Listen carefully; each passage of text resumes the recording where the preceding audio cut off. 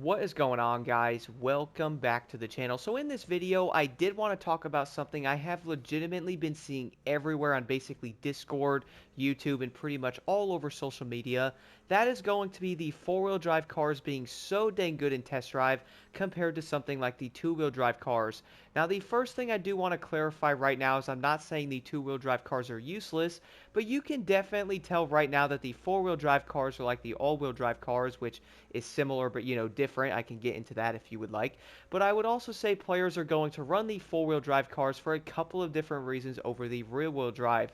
So number one here, guys, you're probably going to notice right now when using a rear-wheel drive vehicle that, yeah, pretty much you're going to be battling a raging bull trying to accelerate because the car actually slides everywhere. Now, like I said, a lot of the cars are still drivable. They're still going to be fun.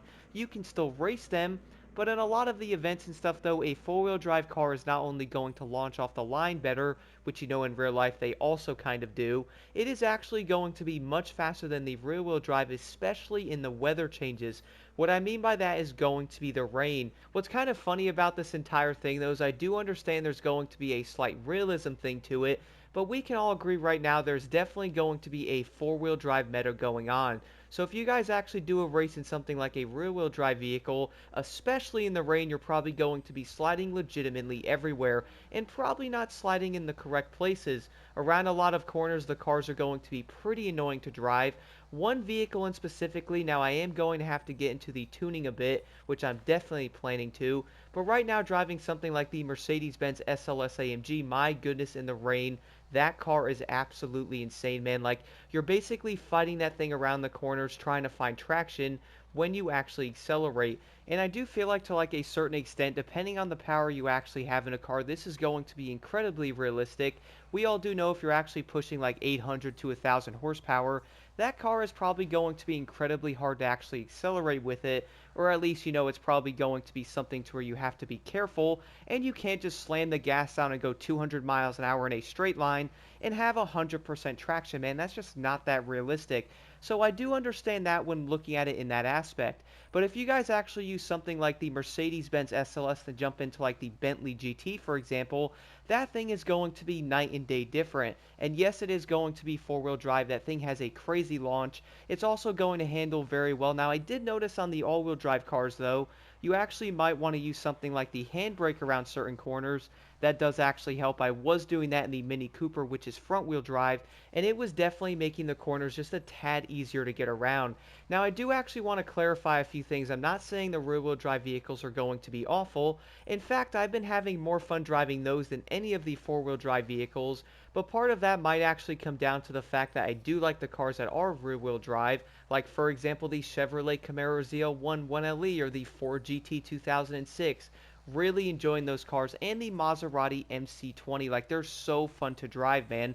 And I do understand, yeah, they're probably going to have their flaws being like a rear wheel compared to like a four wheel, but my goodness, those cars are such a blast. I actually can't wait to get the GT350R. I really cannot wait to drive that thing, even though once again it might have some issues in like the rain and stuff, but hey, still going to be a fun experience driving something like that. But we can all agree right now, guys, I've been seeing this being discussed on Discord and different YouTube videos and stuff like that. Like, a lot of players are enjoying the cars, but we can definitely see right now that the four-wheel drive have a huge advantage. Now, I do understand once again that this does in ways make a lot of sense, but I feel like if we're not careful, though, it's most likely going to be a four-wheel drive meta to where if we do have like competitive races, everyone's going to be driving, let's say something like the Audi TTRS.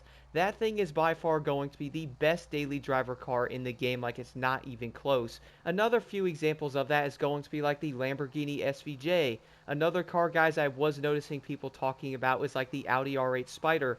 There is going to be one specific model that's actually four-wheel drive, and it is legitimately better than the other ones. Now, I'm not saying you actually can't go in and tune the rear-wheel drive cars and make them good, because I am definitely going to be testing that out and seeing what you actually can do with them, and that is most likely going to be something that you have to do with them. Now, I also want to mention right now, I'm not saying to actually completely nerf the four-wheel drive cars and make them awful, or like, not make them as usable, and that way they actually buff like the rear-wheel drive and make those better. The only concern I actually have for this is if we are looking at something like a ranked standpoint, or like the races to where you have to be like the best player in those, or even if you are doing like an actual ranked event, everybody is probably going to be driving the four-wheel drive cars only, especially if it's raining. Because if it's not raining, it's like dry ground, then yeah, the rear-wheel drive cars are actually really good.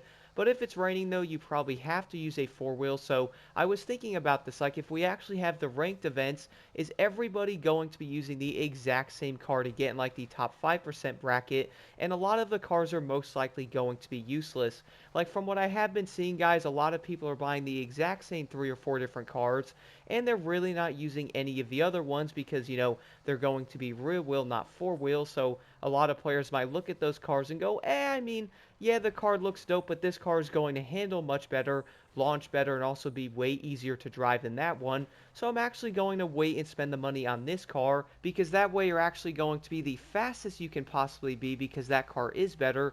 And I do actually understand that, like, it does make sense. Now, I also want to mention here, guys, I do understand some of the rear-wheel drive cars are incredibly fun and also really good. One car I'm actually going to have a video on very soon is the Ford GT 2006. For some reason, this is probably one of my favorite cars in the S category. Like, it's so dope. It actually handles pretty well, it sounds great, and I really do like the way that it drives a lot. Now, on the other side of this, though, yes, you can also mess around with like your ABS settings, like lower that on certain vehicles, make it like 50, 75, even 100%. Then you also have the traction control, which is then going to also dictate that. Now, I did notice, guys, at least for me on many cars, I run 50% or 0. I have actually not run 75 to 100%, just because I actually noticed when trying to run 100% on the SLS AMG that, my goodness, I was actually slower in the corners for some reason, which I think that's going to be the thing trying to make you actually grip, even though I kind of wasn't. But I did actually notice, though, having 100% on TC, though, it was actually making the car a tad more manageable in certain places, but again, you're actually going to be slower in the corners, at least from what I have noticed. So I would say dropping that down to like 75, even 50% is working out a lot better, at least for me at the moment. Now, I do know going down to like 0% on TC can also make you a tad faster if you have it on 0, but even running it on 50% recently, guys, I'm still doing pretty dang decent in the events. Am I setting world records? Well, to be honest, no, because I'm not trying to set them, or at least going after that, because I'm still trying to level up and find a lot of the roads I am missing. Luckily, I'm actually almost slightly done with that. But I do feel like a lot of players are going to jump into some of these cars and use them, then they're most likely always going to go buy something that's four-wheel drive. Another example of this is going to be the Porsche Taycan. That thing is an absolute monster. Not only is it going to fly off the line, which I would say is a bit realistic because of a few things. So yes, it does have four-wheel drive, but electric cars are going to be incredibly fast off the line, so I do understand it. Besides that, though, that car handles incredibly well if you do actually get used to the e-brake on it, and I feel like a lot of players are going to buy that in the Bentley. I was actually looking at some of the dealerships, seeing something like, let's say, the Aston Martin, and I have yet to see somebody actually driving it. Now, that can also come down to a few different factors. Like, for one, players might actually want to buy the best car, that way they can get the races done, level up, and then eventually buy something like the Aston Martin or other cars they might have wanted. And then on the other side of that, you're basically forced in some places to buy some of these cars. That way you can actually race the AI because they are absolutely ridiculous.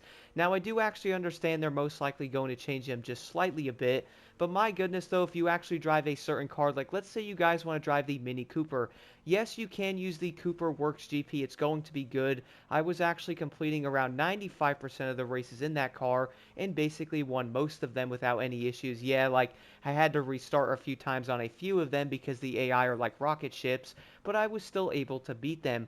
But if you actually want to do the races to the best of the ability, though, the Audi TT is a better option. And I do feel like something like that would end up leaking into the other classes on top of it. Like if someone's really liking the way the Audi TT RS is driving because you know it's four-wheel drive and it's incredibly good, they might actually look at something like the Grand Tours and go, okay, so let me go buy the Taycan or the Bentley. I'm going to guess to say the Aston Martin's not all that great. Like, I don't want to mess with the settings on it. That car's probably going to be bad in the rain. Like, these are probably going to be things a lot of players are going to end up thinking about. And I do feel like it's fairly valid. Like, I do understand four-wheel drive cars are great. We all do know every single car has their own dynamics to them. Like, we all do know rear-wheel drive has its place, all-wheel drive, four-wheel drive, and even front-wheel drive cars are pretty dope, which I would say people are going to be like, Block, do you like front-wheel drive cars? Man, like, look at the Civic Type R. How can you not like the technology behind that thing?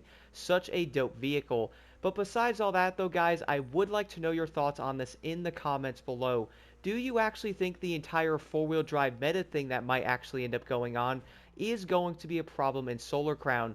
Do you actually think the rear-wheel drive cars are going to end up getting shadowed and everybody is basically going to be running four-wheel drive in most of the events? I do feel like it's probably going to be fairly valid because yes, they do have their better aspects to them, but I just feel like I would like to see more cars being used instead of like a set meta type of thing to where most cars might be useless, which we do know something like that happens in Motorfest, but that's also going to happen in most racing games, so it's not just that one specifically. We've also seen that in Need for Speed as well, so probably going to be fairly obvious. But do let me know what you guys think about this in the comments below.